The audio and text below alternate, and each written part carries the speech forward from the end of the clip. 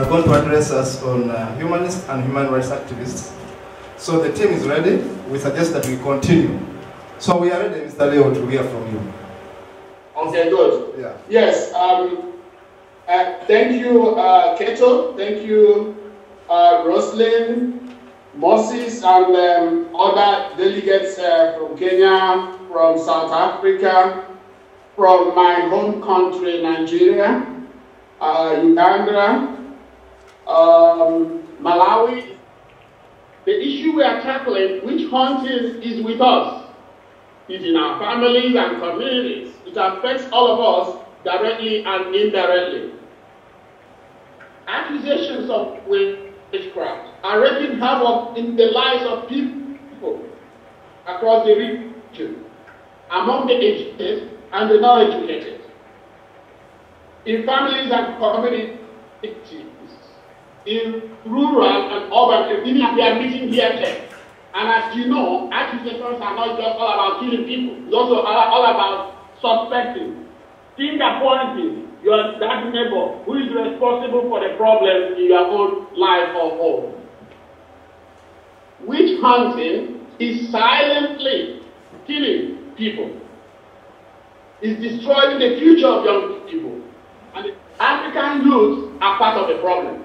But I'm asking you today, will you join me in being part of the solution? Yes, yes. If you have not decided, I want you to take the case in KwaZulu-Natal, where the police arrested in April last year 12 suspects between the ages of 18 and 30. 18 and 30, I repeat, for burning an alleged witch.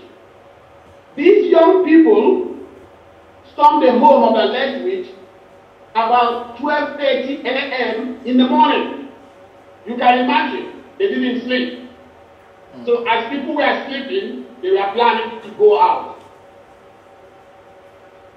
Of course, they have forgotten that also by the time they're going out, that's the time they believe that people also operate, you know? So, these young people stormed the home of this man. They put ties up his body and set him alight. And in October last year, also in South Africa, two brothers, Donatus 28, Eric 26, were sentenced to 7 life terms plus 20 years for killing 8 of their relatives. 8. Oh. Including infants. A 1-year-old, a 3-year-old, and a 4-year-old. So what did those people do? A 1-year-old baby, what did he do? No.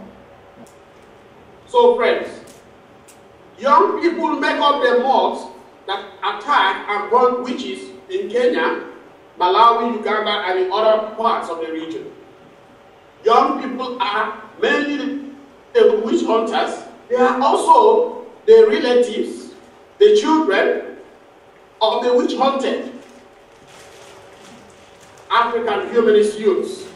The world beckons on you to champion a movement against the witch hunting. Yes, we don't always want to see movement of young people who are shouting, witch, witch, witch. We want to see a movement of young people who are shouting, reason, reason, reason. Yeah. African humanist youth. The world is looking up to you to provide leadership in this campaign for a rational Africa. For too long, witchcraft has been identified with Africans. The time has come for us to challenge this stereotype, because it is not all African Christians who reject such idioms. So we need to champion a campaign for a skeptical Africa, an Africa that questions, an Africa that challenges, an Africa that asks for evidence for claims made. We also need a movement that goes, that campaigns a secular Africa. Because everybody tends to say, oh yeah, you know, Africans are adventurous. So, yeah, it could be happening there. But not all of us. We need to put it to the front. We need to make it visible. We cannot think that secular Africa will emerge without secular Africans. And if secularism has a future in Africa, it is. That future lies with you. It doesn't just lie with the earth. It lies in your activity. It lies in your commitment. It lies in your sense of devotion. It lies in your turning out. It lies in your using your time, your money, your space, your resource to champion secular values. And put these values at the disposal of people who are suffering. A lot of people are victims. Many young elderly people are helpless. They call them a witch and torture them. They confess. Because there is no other way to get away from the torture. We need secular-oriented Africans to counteract this nonsense. And we need to sell the world and to our communities, enough is enough. Now, I want to stress this. I know I'm already speaking with a very loud voice, but I want to stress this. We're not only talking about the fact that witches are imaginary, or that witchcraft is an imaginary crime. We also have to tell our young people that God is imaginary. True. God's craft is an imaginary craft. That God did it. No. God doesn't do anything, just like witches don't do anything. Allah is imaginary. Allah craft, imaginary. Allah craft. Devil and devil craft. You see, so Jesus and Jesus craft, angel and angel craft, demons and demon craft, holy and evil spirit and spiritual craft, and always formations and objects, constructs which human beings have invented over the centuries and millennia to make sense of life, nature, and experience. We need to challenge the magical and medicinal religious establishment that peddle and propagate witchcraft narratives and schemes and use them to exploit people, including the so-called men and women of God. Oh, Allah. Thank you so much, and good luck at your conference. Wow. Thank you so much for that brief but very powerful talk on witchcraft and how we can tackle it. For all those that have been here and those who are following us, Leo has been at the forefront. We recognize you for that in fighting this challenge you have. We want to thank you so much for this wonderful presentation, and we want to thank you so much for standing with us and continuing with the struggle to ensure that there is enlightenment, there is reason, as we call it, in Africa in tackling these challenges. Now, Leo, I'm going to hand over to my friends, my colleagues here, to ask a few questions. Bamidele from Lagos, Nigeria. Thank you so much, Leo, for the insightful speech. You said it all, if I may say so. You see, fighting witchcraft allegation is like, or speaking out against it. Most of the time, what we tend to do is address the symptom. People accusing witches. What is the source of these accusations? In many cases, like we discussed there before we started the program, it has religious roots to it, like Leo said. I mean, you talk to people who are educated, people who use science, people who have flown in planes, and they're telling you that witches are real because the Bible says so. So, unless we can find a way, a gentle way for many to let them understand that you don't always have to believe everything you read in the book that was handed to you, I think that is also something we should find a way of letting them understand that. Leo, are you still there? Yeah? Yes. Anyone who to make that something? Yes, I'm here. Yes. I'm Colin Zayela, a humanist from northern Uganda, a few kilometers next to South Sudan. I am the publicity of a humanist organization, HELO, and also the charity campaign coordinator, IHEYO. My question is, we have a point in focus in Uganda where witchcraft is legally binding in a way that people receive certificates to practice whatever they do, and they pay taxes to government. It's a very big challenge ahead. Somebody could help us, most especially Leo, based on your experience, you can help us break down on that. I'm sorry, I'm Satikwa from Tanzania. I think one of the root cause of this phenomenon is also that belief of blame gaming. You are looking for somebody to blame. You blame nature or you blame somebody. So religion you also blame on someone, whether a woman or whatever. So I think as we develop secular values, we have to be aware that we have to challenge this attitude of blaming nature or somebody. Thank you. Thank you very much. Let's hear from Kenya. Okay, fine. What you're going to say is that witchcraft, we have to look at it in a perspective of understanding it as an idea itself,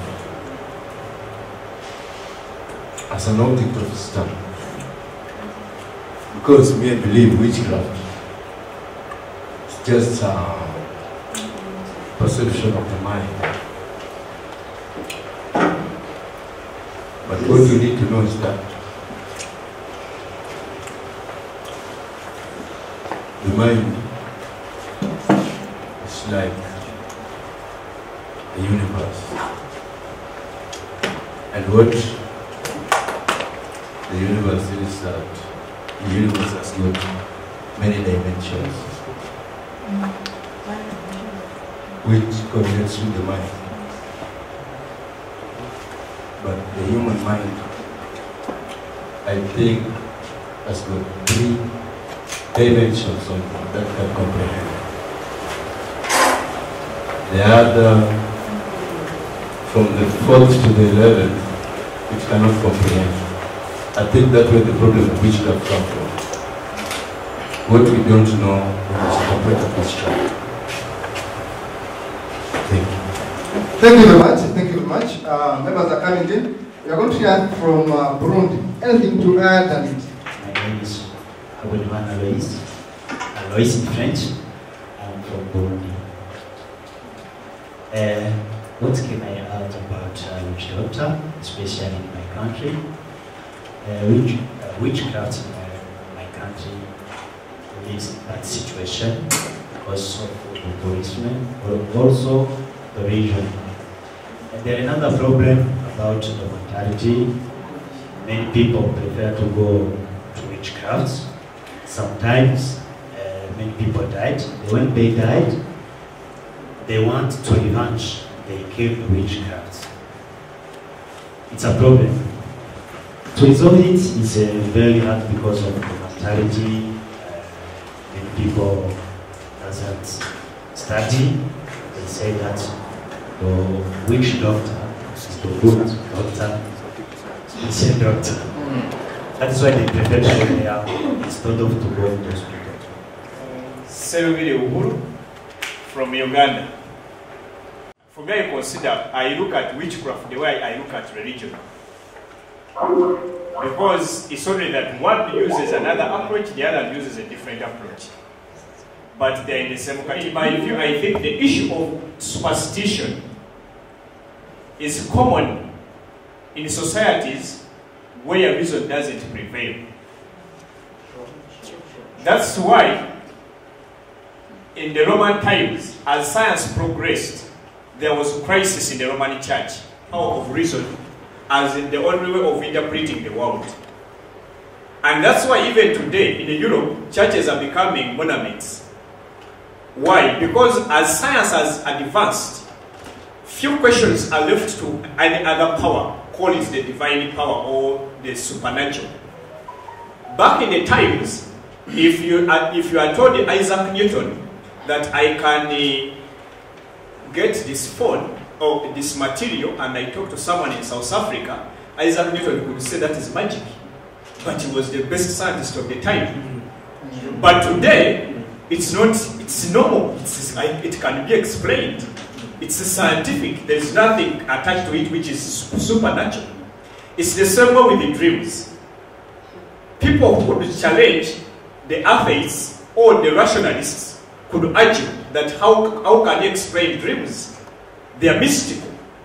But now today, with the advancement of neuroscience, we know that there's nothing mystical about dreams. These are scientific phenomena which can be explained to the greatest detail using reason and science. So it means, as science progresses, as the human mind progresses, few questions are left to be answered by what people call the supernatural being. But in a society whereby science is at the lowest level or reason has not emerged, then that's when even when someone gets elephantiasis in Uganda, in my country, they will say the person has a taro, Yes. that they have bewitched the person. Yes. But for me, scientists, I know there's nothing like that, because this can be explained, it was caused by this.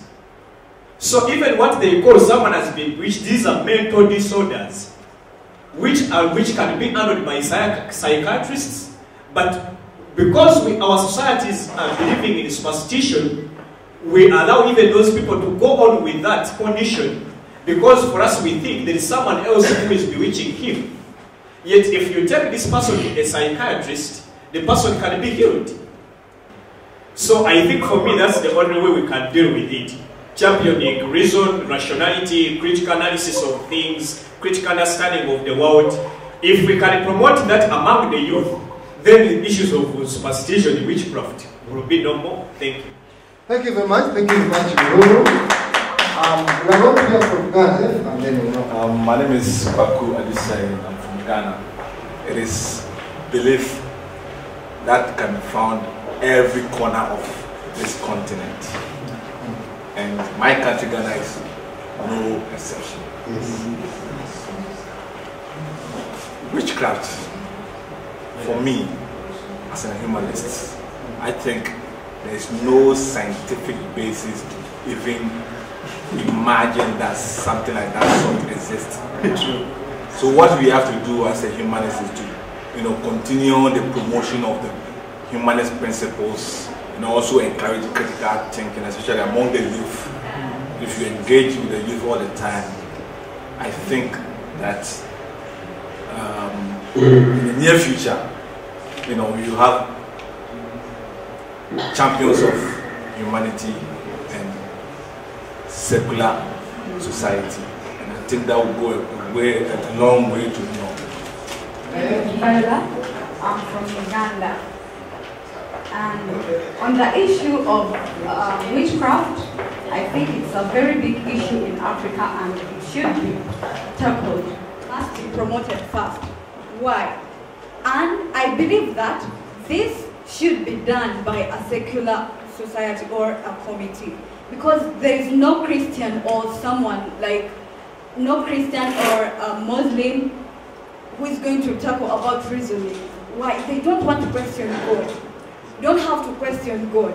Even if you start asking questions about the Bible, they say it's the ones who believe without seeing is the best. Yes. So how, that's why I say it should be a secular committee, and reasoning really is needed in youth more especially. And I also say that this thing should be so much worked upon, because Christians they are misleading people. Why? They say you have a problem because someone bewitched you. We have a program on our TV. It says, what won't you forget? And who is that made you pass through that situation? It means they believe I'm sick because of someone, like this because of someone. So I think humanists should stand up and work upon this immediately. Thank you very much. Thank you very much. Pass on the mic to another lady. Okay, thank you very much. I think the issue of witchcraft, if we are to address that problem, and a very big problem, we should consider and engage much of our artists. Our artists should be engaged, and according to what we observe normally on our television, these artists are playing a very big role in promoting these witchcrafts. For example, whichever the movies, especially from Nigeria. Movies from Nigeria promoting witchcraft. They are promoting either the pastor or the witchcraft, those native doctors, the magicians, and whatever. So we should bring them on board if we are to solve that problem of witchcraft. That is my contribution. Thank you very much, team. Team Africa here. Leo, the team has given their observations. Our team here has given the observations, randomly selected, and everyone is agreeing with you that the problem is big in Africa. Now, we want to hear from you, especially on the way forward. We need to be very clear on what can we do as a team, organized, to combat this challenge in Africa. What should be the way forward from your view? Leo. First of all, I think the way forward is that we need to identify those who want to move forward. Yes. Yes, we can't talk about the way forward without human beings. So we need contact persons in the different countries. Just like as we are here now, we come from different countries. Are we ready to serve as something like whistleblowers? We are ready. Who could alert, said, oh, something is happening here. Yes. There anything we could do? Like now, there was a particular case in Calabar. It was one of us that drew my attention to it, and we had to put that out on the internet. And the news went round, and a lot of people called, and I know that when you publicize incidences like that, it helps. Number one, it helps when people read it. Those who might be thinking or planning to do such a thing might say, oh, if we do this, this is what is going to happen to us. Yes. Again, we cannot just rely and wait for international help before we do something. There's something we can do on our own. Yes. We should come up with cost-effective ways of organizing. We cannot wait for maybe when there is funding from IHQ for us to say something against witch hunting. My friends, please, I must tell you honestly, that makes it, it's very embarrassing for me. Yes. If you have a Facebook page, why not use your Facebook page? That was what I did in my case. I just posted the information on my Facebook page, and the next 2-3 days, it was all over the place. So we can say, look, we should not wait for funding application from groups or another. I'm not saying that these fundings are not important, but if we want to wait for that, we are going to wait too long, and we're going to hand over this problem to the next generation. Yes. So let us come up with small-scale, cost-effective mechanisms of addressing this problem. Let us network with other people who may have more resources. Like now, I'm in a position to publicize. Yes, more than I was when I was in Nigeria. Yes. Yes, because I have more resources at my disposal. So, with some people who can send information, other people who can publicize, people will know that there is a movement, there is a network going on. Build up resistance, build up the momentum against witchcraft accusation. Thank you, Liv. That was wonderful. That was wonderfully presented. You have given us a very good start point for the way forward. We want to thank you for your time, and we know what you have shared with us is really touching all of us, and we appreciate it. And we are very glad that we can now think together, and we know we are going to move forward. Now, I want to emphasize that all of us are really concerned with this challenge, and we think, in addition to what you have said, that we need to also go into education system, that we create more free thinkers, we create more critical thinkers through our education system. Our colleague from Ghana has also suggested creating a training center more to promote humanism, more to be able to have more critical thinkers coming up openly to challenge these challenges. Yes, we want to build from all these points, adding from what you have given us, to have a network and coordinate. And I believe that we are going to have a strong force from today, which identify these problems. We find a way of publicizing them. The beauty of it is that you have already given us a platform. You have said you can always help us to champion the publicity. And I'm very confident that you can always do that effectively. So Leo, we want to thank you so much. In conclusion, we want to build from that foundation. I want to invite one person here to at least give a moving thanks to you so that we can close this session with you. Let me call upon Sandiego from Tanzania to say something in thanking you for this time and all this knowledge. Thank you, Brother Kato Mukasa, for giving me this great honor to be the one to say something on Leo Igwe. Well, Leo Igwe has been, what I would say, militant on this. Yes. Yeah, some of us have been maybe slow and the like. But maybe the time is cut up with him. So for the youth now, they have to see that there was somebody like him who has been fighting for this cause. And it is not a cause for Leo Igwe, it is a cause for Africa itself. Because Africa is seeking for its renaissance. Politicians have failed us. Religious leaders have failed us. Our political system and everything else has failed us. So what is the alternative? Maybe this movement through witchcraft and the science can give hope and actually can do what we desire, but somehow we don't know how to do it. I just want to add one point from what Brother Kwako had said about having centers for reasoning, rational reasoning. The thing is, science itself of Africans is something that has been like mystified. So when you are talking about science, what do we mean about it? How do we make science practical to somebody living in the village? This should be the challenge for us as we wanted to counter irrationality and superstition. Because there has to be alternative. Yeah? You have to show a kid, a young man, and up to adult that it is not this, but it can be done this way. So I think another call would be to try to promote individuals who are talented in making things. Humanists can be taking them and trying to promote them and they say, you see, this is working this way rather than that way.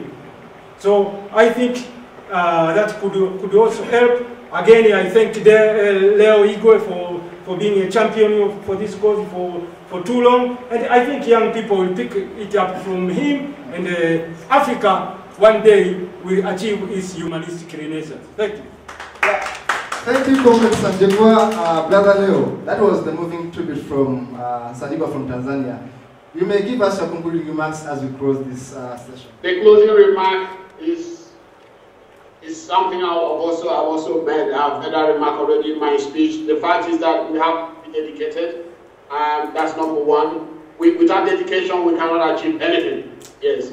And number two, we should not wait for somebody to reward you before you do this. Because you can't wait somebody to maybe give you money before you can save people from being killed, or stop people making accusations, counteract people who are trying to market narratives that will cause problem. Somebody turned a bird. Oh, that man is using you to get rich. Oh, that guy is using. Shut the person up. Challenge the person immediately. You don't need funding from ING to do this.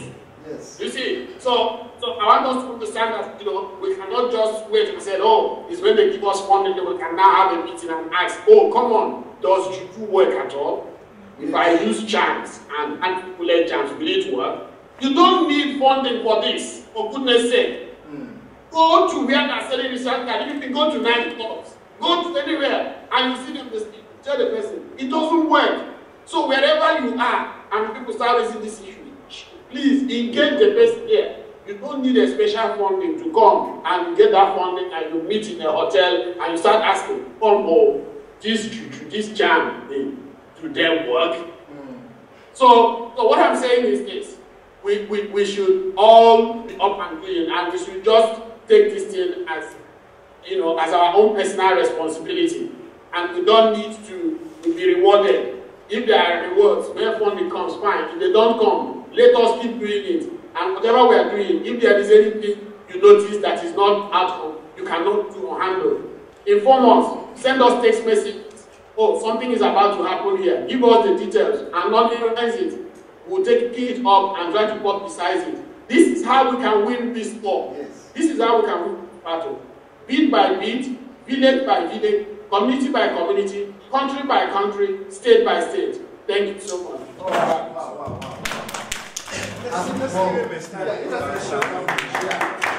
We are clapping for you. Thank you so much, Phil. Thank you so much. Thank you so much. All of us are very excited. Thank you so much for your time. Please, have a seat. Thank you very much. That was Leo. I love calling him Leo, but you guys call him Leo. Leo Igwe from Nigeria. Of course, as I said, it's that we begin with the little we have, and we harness from there. The funding, the support can come on the way. I normally tell Sarah and other people that don't wait for the funding, because it may not come. The issue is you must be visible. If you know you are expecting it, it may not be there. Everyone is working through the small means. I'm actually very happy with Tanzania at the moment. You guys are doing a great job because you have been able to organize on your own. To me, this is really inspiring. You had a great conference on your own. And to me, this one sends a strong message to our partners, whatever they may be, that we can do things on our own. I've written a report about Tanzania and I've shared it with the board. That look, in Africa we can also do this. To me, it's a masterpiece. It's a stepping stone that Africans can do things on their own without always asking for give us money. So I want to thank you so much with those remarks. For me, as a member of the ISU board, I'm going to base on what we agree on here. And lobby for money. I'll still say I will lobby for some money. Because that's my job. At least to lobby for some little money come here to Africa. So I'll use that chance if we have something tangible that you can do using the smallest resources we can. I'll the money to say, make an advert, for example. Yes. Yes. There are no witches. Yeah, there are no witches. Yeah, I'm planning to do that in Lagos. Yes. I am planning to do that in one of the big billboards in Lagos. Yes. I've told you guys what I've done about homosexuality. I put myself at least so many times in Lagos, all right, just because I want people to think. I intentionally, many times, call radio stations first when they start this nonsense. There was a day in particular, a doctor was talking about childbirth. So I made sure I called first. And I told him, sir, my wife and I have been having problems, blah, blah, blah, blah, blah. Do you think if we go to Redeem Camp, we will have children? He didn't want to say no. But I pushed him to the point where he said, no, those things don't work. Yeah. So if we can get people's attention by, look, we all know how people react to change. If I put up a billboard in Lagos that says witches are not real, a lot of people will react negatively. But guess what? In as much as they are reacting negatively, it's registering in their mind that, oh, okay, what if it's true? What if there's a possibility? You're right to what you said. The more we can put this information out there and find a way to change the rhetoric in the media, in our own little way, we'll go along, because every day, everywhere they go, it gets entrenched in their system. You lose your job, everybody around you, except the few reasonable people, will tell you it is somebody that is causing it. People are afraid to go to their villages now to see their families because they've been told that going to the village is the problem. When they get to the village, once they have a little problem, something as small as maybe a deflated tire, they'll start thinking it's the people in the village that's causing it, and more is coming. And don't tell me these people are university educated, right? They are professors. Yes. All right, in university. I'm coming from a country where the Federal Road Safety Commission went to Redeem Camp to pray against road accidents. They did not think about, putting tar on the roads, putting lights on the roads. The way to solve the problem of accidents is to pray. But you know what we're doing now? On Facebook, on Twitter, we are refuting these things. And over the years, I've noticed that Nigerians are now becoming bold enough to question their pastors. It didn't start with them. It started with what we did. So the more people that are out there on the social media, in the public sphere. But please, whatever you do, always think about your safety. In the public sphere, going against this rhetoric, letting them know that there are other ways that you can reason these things out without looking for the most convenient answer, then we can actually make a change. That's what I think. Great. That's great. Thank you so much. Share with us, because we are looking at the end of the day, what can we do? As Team Africa, with our small resources, the publicity and all that, I think we need also to rethink our strategy. For example, in Tanzania, how do we combat the albino challenge? Yes. Yeah. It's a big one. It hurts me a lot because it's more in Tanzania. It may be everywhere. Thank you, everybody, again. It's a very, very big topic, and a very big hurdle we have to overcome. I will deal with examples I personally face. My wife started a humanist vocational facility.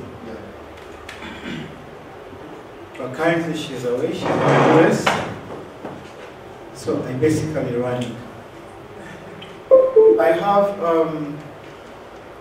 a girl who is 20 years old. I call her my daughter. She gave birth to twins. And then in her family, in her clan, it's a bad omen. Still today? Very, very today. So they chased her out of home. She was on the streets until I landed on her. Actually, I have 2 sets of twins I take care of personally. I told her, no, don't mind them. I'll give you a home. So it's at the training facility that she lives with her kids, and life is very normal. But for the people who were sending her away, basically they wanted them to drown in a well. When they were chasing her out of home, they sent her towards the well, because it's believed that's what they think. Like they will send that omen away to the waters. So she didn't go to the well. She found a border man, and she asked the border man to take her to the nearest trading center. So from there, like, I'm in touch with the local leaders. The local leaders know this is a guy who doesn't believe in God. He doesn't believe in superstition. He's not traditionalist, but he's human. Like, that guy can help. Can't they have a challenge of such issues? Like, they know, like, oh no, that guy can help. So actually, I'm already creating a solution. Now, when this girl was chased, they thought that was the end of her. Then one of the relatives, I think 2 months ago, came, like in disguise, to check. She found the kids very fat, and then the girl is empowered. We gave her some tailoring skills, hairdressing skills, and baking skills. She's able to make a few donuts, sell at the local market. Life is very normal for her. I brought that as an example for one thing. Many of us have activities back home through the various organizations. We can use the same activities to counter such beliefs, to really let reason prevail. Because like this little girl, the mother to the twins, knows the most important thing is to have the kids in school. And she knows, apparently she's kind of still religious, but she knows with or without God, life has to continue. While witchcraft was sending her to die, the God who was supposed to sort her wasn't there. So one day she was like, in our local language, she said Lubana, meaning you're my God. That's what she said I was. I told her, no, I'm not. I'm not. I'm doing what is right, and I want you to pass it on to your kids. Like they will say, we shall be bending the arc of history. It doesn't come easy. But we have one big tool, social media. Our victims, I will call them victims right now, because we have a task to change the minds of the people, are all on social media. it spreads like a bushfire. Drop in something right now, it goes viral. And now here we are as a team. I think we have success on our way. Thank you. Thank you very much. Thank you very much, Colin. Does anyone want to share anything as we conclude this session? We already accepted to be human. But to be human is not enough. Be humanist.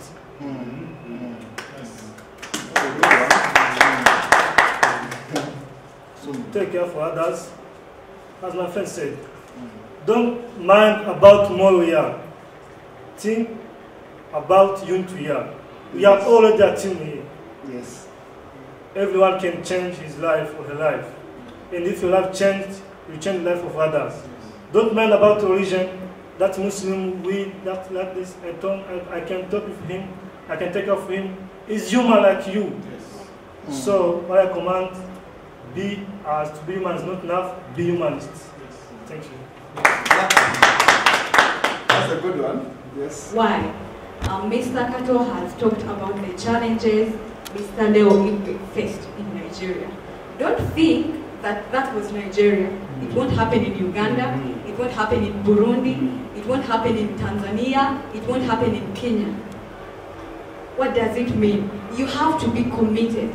First of all, you yourself have to know that witchcraft is not there to fight it. Because there's no way you're going to convince someone, yet also know that, but it exists. So it means we have to first know that it doesn't exist, so that we can convince other people. Otherwise, my point is we should be more and more committed. Yeah. Thank you. Thank you very much. Thank you very much. That was wonderful from all of you. Yes. I discovered humanism through book reading. There was no internet. Yes. So I came to realize about skepticism and the humanism, but all on my own. And I lived very long years until I met another humanist. Things have changed. Through internet, it was easy to get to know Nyami. I knew Rosary. I knew through the internet. So young people have got a chance that Africa never had before. Yes. You see? So interaction and using the internet for I use the word salvation, but you know what I mean. Yeah, Europe, Japan, and the US was already well connected, even before internet. But Africa was not. But nowadays it is easy. So we as activists for the cause of reason, we should use that connectivity for our empowerment. Thank you very much. Yes? Well, I just want to add on what I said. People, you should know that this is a business to some other people, like pastors. Some of them depend on witchcraft. Yes. So if you start fighting that thing, you have to fight it strongly, because you're going to destroy some people's business. Not only witch doctors, but also some pastors. No, I just want to express my gratefulness or thankfulness in sitting here and listening to young people, African young people who have gotten enlightened. You know, I'm really, really proud, and I have hope for our Africa.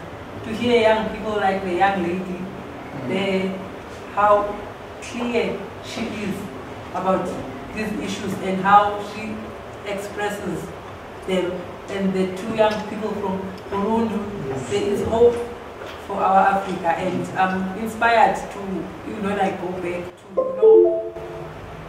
to not lose hope for our continent. Young people are talking, and young people are rising up in Africa. There's hope for our Africa. That's what I want. Thank you, Pastor Dr. Thank you, Rebecca. Thank you. You guys are very, very happy. Very, very, very happy. I've been missing such conversation. Now, there is some idea I would want to share with you. I'm a scientist, an engineer by profession, but I've been a very dedicated student of history. Very dedicated. And there are some few interesting things we can learn from history, especially pertaining the cause we are pursuing. One, it's a battle. It's a hard battle. Yeah. And it reminds me back in the days of Greek civilization, Roman civilization, and Egyptian civilization.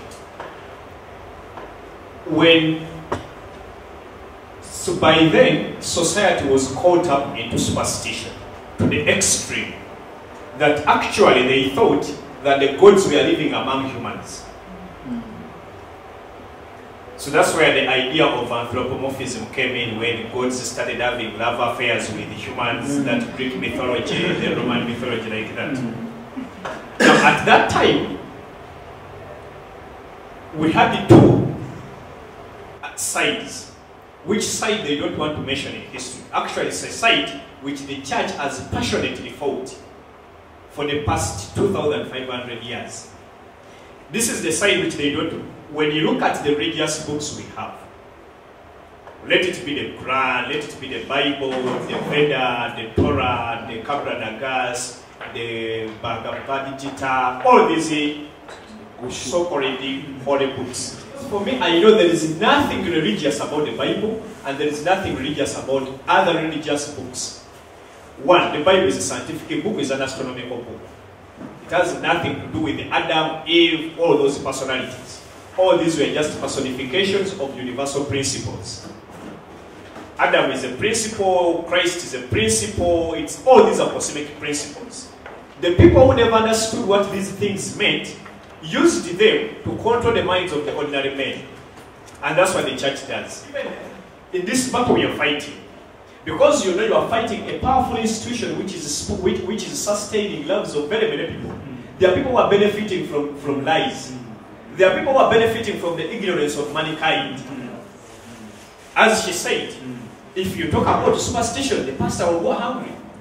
You will not have source of income. So you are fighting an institution which is sustaining lives of people who benefit from ignorance.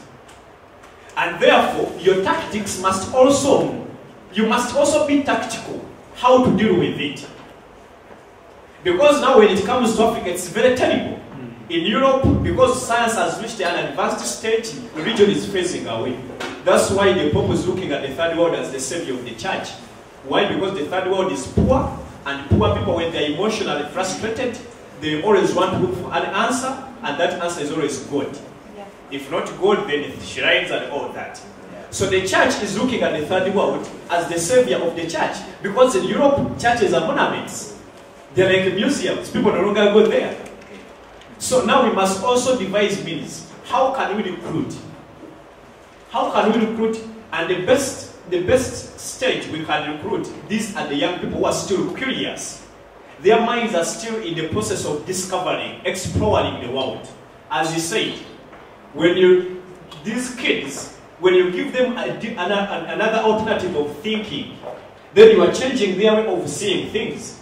Than me coming to someone who is 40 years and I start telling him new things. First of all, he's rigid. Second, he's proud. He thinks he's all-knowing. So he's going to look at you as someone who is almost mad. But this young kid will be curious to know, how come this is not being taught? And if we are also promoting reason, and we know reason is a threat to many people, because it sustains it, because reason sustains them, therefore we must also come up with strategies which must, in their infancy, may not appear threatening, but when they are threatening in the real sense. You don't make them threatening in the infancy because you must make it too powerful that by the time they appear threatening is when they are unstoppable. Thank you so much. Yeah. Thank you very much, Lou and everyone. Yeah, thank you so much. I'm starting because now I want to invite the KHA chair, who has been very busy, to give us a very brief address. We are very scientists, very brilliant. We'll tell you more about the writing of the land. But also is the founding chairperson of the Kenya Humanist Association. So Moses, you're very much welcome. Please, thank you for organizing this. We are all guests here. We thank you with your team. Please, may you address us then you guide us on what to do next. Right? My name is Moses Alexander Sese. I'm the founder of Kenya Humanist Association. So I had an interest in skepticism and science from an early age. So I later came to discover that it's only within humanism that I can find myself comfortable. Is that? Other ideologies, most general ideologies are not based on facts. See, like the ideologies which are found on faith or religion, they are not based on facts. Someone cannot fully satisfy your curiosity. So that's what drew me to humanism. And then I've heard always said some two questions. Now coming back to what we are doing right now. The first question has always been, how relevant is humanism to Africa? How relevant is it? And the second question has been, is the belief in witchcraft a sign of being backward? Is it a sign of backwardness? Do we view Africans as backward, given that we live in witchcraft, and whites as progressive, given that they don't? Or are there other underlying truths which we have never come to realize? So whenever we look at an approach of witchcraft, we are approaching the topic of witchcraft. How do you approach it? I don't find there are two ways of approaching it. You can approach it in a condescending way, or in a way in which you make the African look inferior as the community believes in witchcraft, and they will just as a person. But there's also another way of looking at it. As Africans, the belief in witchcraft is not about being inferior, but they are fighting with certain realities within their life, which only they themselves understand. So that in order to tackle the issue of witchcraft, one needs to get, not to condemn the people practicing it, but to get to understand why they are doing it. Like you're saying, that you find even professors in believing it. But this is a very learned person. How does he get to believe it? You see? So, actually, in tackling witchcraft, that's my perspective. I like looking at it. So, the main purpose of this conference, I've always thought that humanists, we need to create an impact in the world. We need to do something that we can be remembered by.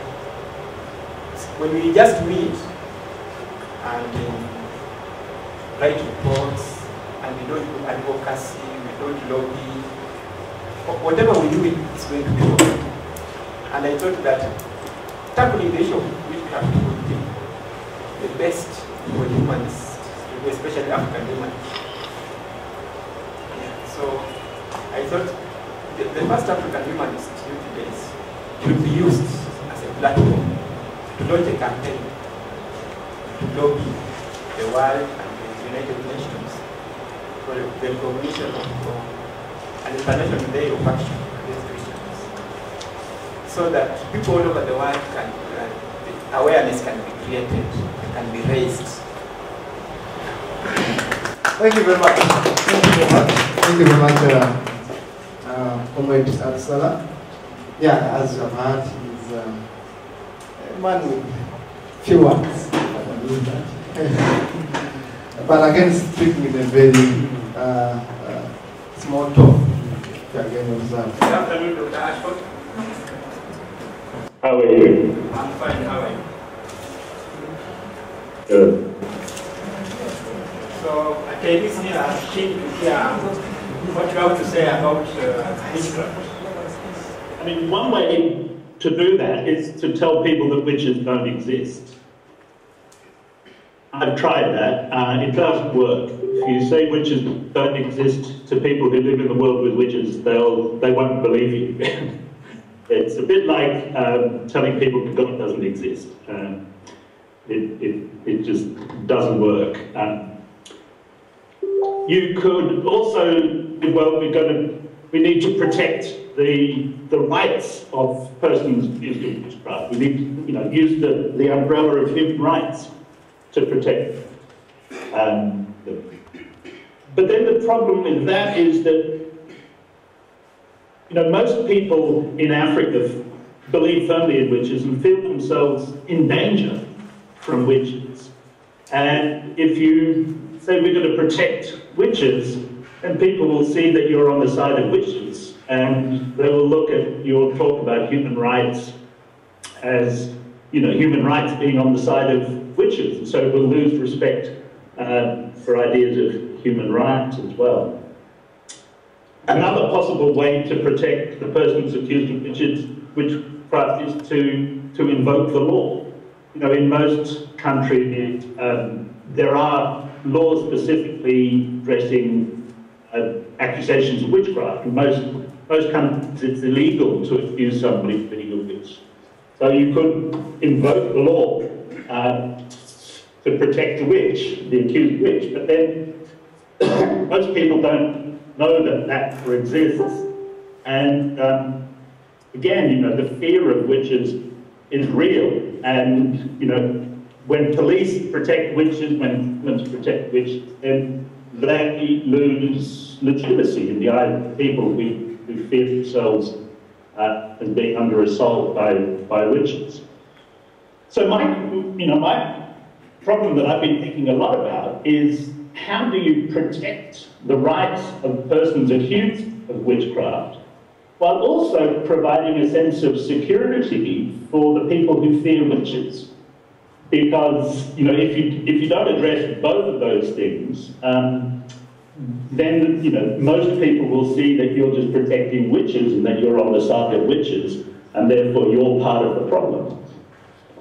So as I say, I've been thinking a lot about this, and I think there are some lessons to be learned from history, and particularly English history. Some of you might know that in 1736, the English Parliament introduced an act called the Witchcraft Act, which is the basis for most of the witchcraft acts in the former British colonies in Africa. But it outlawed making accusations against witches, and it also outlawed using courts to have witch trials. And this was very important because for about 150 years before that, the courts had been used to try witches. And there had been, especially early in the 17th century, had been quite a number of witches put on trial and convicted and hanged. The law in 1776, when it was introduced, it was not introduced because people no longer believed in witches. It was, people still believed in witches, even, educated and ruling class persons believed in witches. But it was introduced because the courts couldn't properly deal with witchcraft accusations. And the reason being because of the problem of evidence. And funny enough, this is another story, but the history of the law of evidence in the common law traditions of the English and American tradition comes out of witchcraft trials in the 17th and early 18th century. And basically, as we all know, it's very difficult to prove witchcraft. So rather than clog up the courts, the Parliament decided to end courts dealing with cases of witchcraft. Now, I think there's something important there, because what I found when I talk to people in Africa about witches and witchcraft, and I've been studying this for nearly 30 years, people have a deep commitment to evidence. When you see people who get harmed, when people are accused of witchcraft and they're beaten and killed, usually it's a kind of spur-of-the-moment mob justice thing, typically motivated by angry young men. But when you see issues of witchcraft dealt with, say, in courts or in magistrates' courts, which I've seen in Malawi, other places, there is a deep commitment to evidence. You know, the question is, what is the evidence for this crime? And most people see witchcraft as a crime.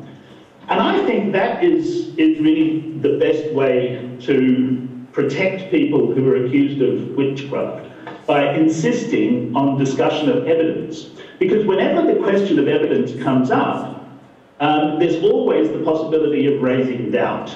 And if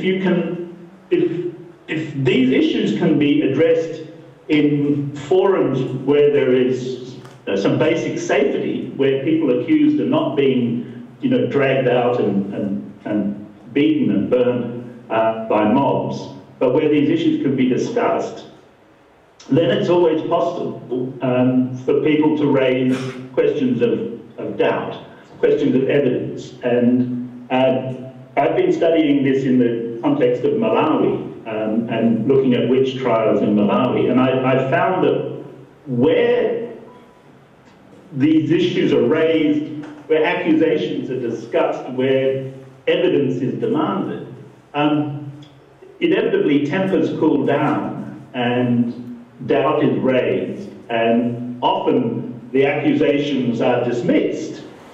Hello. Yes, I have two questions for you. In one of your presentations, you make a statement and say that anti-witchcraft campaigners are climbing up a wrong tree.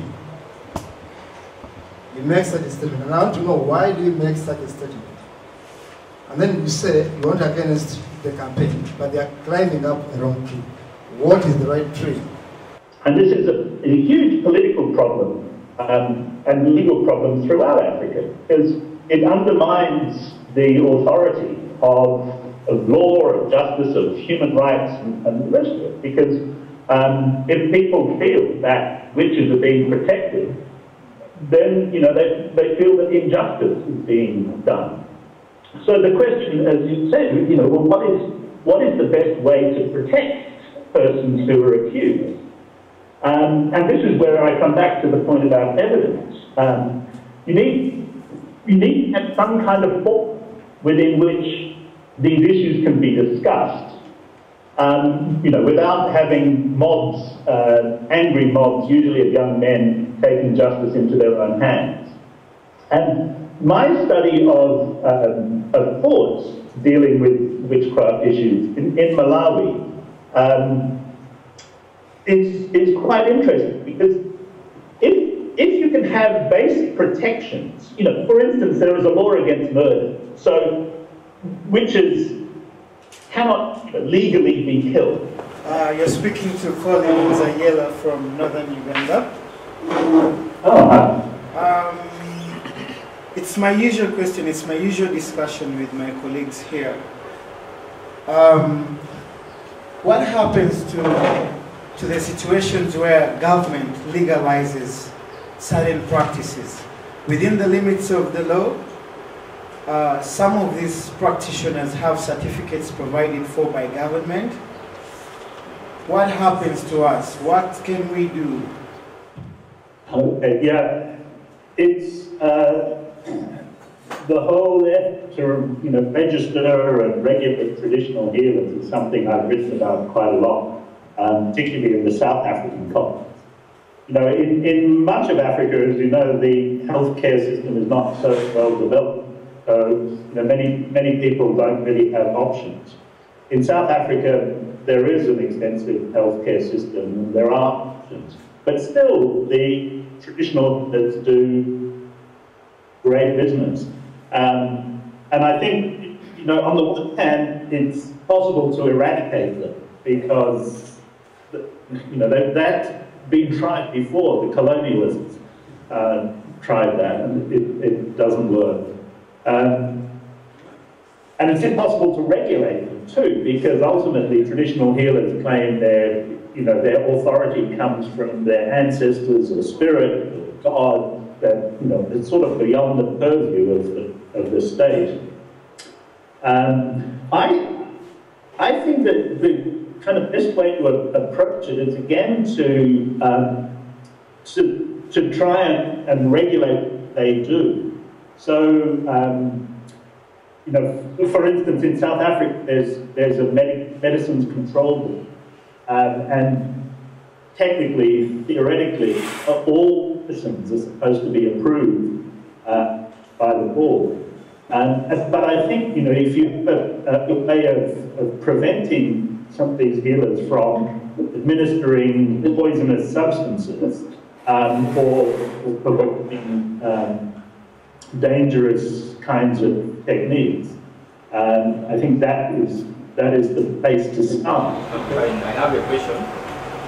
Why is it that witchcraft has persisted in the modern world of scientific enlightenment, and it seems to have increased? Would you say that in a strange way, science, rather than reducing witchcraft, is contributing to it, or what are the circumstances that causes witchcraft to persist in the modern world? That's a great question, and it's one I've thought about a lot and I've written about, especially in my book, Witchcraft, Violence and Democracy in South Africa. You know, it used to be thought, well, in the old days, it used to be thought that once people understood some basic science, then they wouldn't believe in witches anymore. And again, you know, like it used to be thought that people learn a bit of science that didn't believe in God anymore. But neither of those turn out to be true. And one of the things about science, and what I've found in Africa, is that many people make a parallel between Western science and African science. And African science is, on the one hand, the powers of healing. Traditional healers are practitioners of African medical science. And then the dark side of the healing is the witchcraft. And so then people go, well, you know, like, you can't just dismiss African science, because we have a culture and traditions and knowledge, but this is seek knowledge, whereas Western science done, you know, openly, publicly, it's African science in secret. Miracles happen in the form of science. So it's a very complicated problem. You can't, you know, it's no longer possible to just say, well, if people understood a bit of science, then they say, well, witchcraft is impossible, because in fact, if you start thinking more about some aspects of science, quantum theory, for instance, then you start thinking, maybe there's more to this witchcraft than I thought. I don't know if that answers your question. Yeah, it does. Thank you so much. You're most welcome. I wish I was there with you. It's very interesting.